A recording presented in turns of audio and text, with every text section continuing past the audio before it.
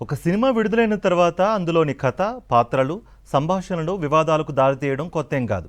కానీ కొత్తగా ప్రారంభోత్సవం జరుపుకున్న కొత్త చిత్రం కేవలం టైటిల్ చుట్టూ పెద్ద ఎత్తున చర్చ, వాదోపవాదాలు జరగడం మాత్రం చాలా అరుదు. ప్రస్తుతం ప్రియదర్శి, నాగదుర్గ జంటగా తెరకెక్కుతున్న ఇడుపు కాగితం చిత్రం అలాంటి పరిస్థితిని ఎదుర్కొంటోంది. టైటిల్ అర్థం కాలేదని సోషల్ మీడియాలో కొందరు పెట్టిన పోస్టులు ఇప్పుడు ఆంధ్ర, తెలంగాణ ప్రాంతీయాభిమానుల మధ్య మాటల యుద్ధానికి తెరతీసింది.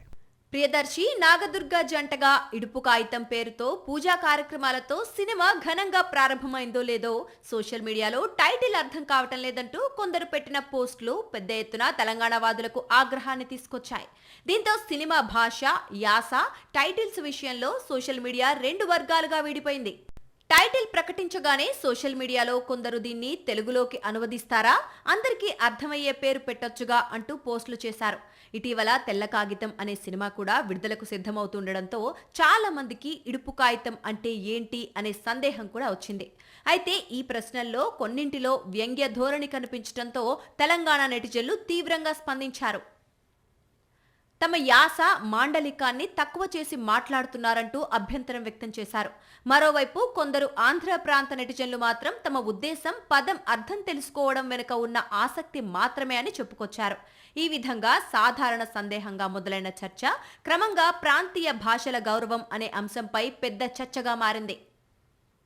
ఇడుపు కాగితం టైటిల్ వివాదం కొనసాగుతోన్న వేళ నిర్మాత బన్నీవాస్ స్పందించాడు. ఇది ఒక ప్రాంతానికి పరిమితమయ్యేది కాదని, కథను బట్టే టైటిల్ ఉంటుందని తెలిపాడు. సోషల్ మీడియాలో టైటిల్ పై వివాదం నెలకొనడంపై టైటిల్ను అలాగే కథను మార్చే ప్రసక్తే లేదని స్పష్టం చేశాడు. సుకుమార్ రైటింగ్స్, బన్నీవాస్ వర్క్స్ బ్యానర్లపై తబితా సుకుమార్, బన్నీవాస్ నిర్మిస్తోన్న ఇడుపు కాగితం చిత్రానికి వంశీరెడ్డి దొండపాటి దర్శకుడు.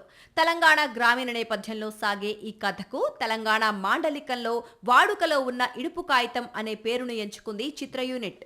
తెలంగాణ గ్రామీణ ప్రాంతాల్లో ఇడుపు కాగితం అంటే భార్యాభర్తలు విడిపోవడానికి పెద్దల సమక్షంలో రాసుకునే ఒప్పంద పత్రం. నేటిలా కోర్టుల ద్వారా విడాకులు తీసుకునే వ్యవస్థ విస్తరించకముందు గ్రామాల్లో పెద్దల తీర్పుతో దంపతులు పరస్పర అంగీకారంతో విడిపోతే రాసుకునే పత్రాన్నే ఇడుపు కాగితంగా పిలిచేవారు.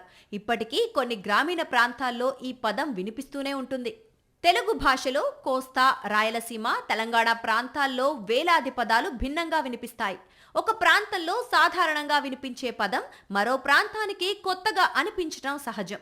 ఇడుపు కాగితం వివాదం కేవలం ఒక సినిమా టైటిల్ గురించే కాదు, తెలుగు భాషలోని ప్రాంతీయ మాండలికాల వైవిధ్యం, వాటి పట్ల పరస్పర గౌరవం ఎంత అవసరమో గుర్తు చేసిన ఘటనగా నిలిచింది. సినిమా కథను బట్టి టైటిల్ ఎంచుకున్నామని చిత్ర బృందం స్పష్టం చేస్తుండగా, మరోవైపు ఈ వివాదం వల్ల టైటిల్ వెనుక ఉన్న అర్థం కూడా ఇప్పుడు రాష్ట్ర వ్యాప్తంగా చర్చనీయాంశంగా మారింది.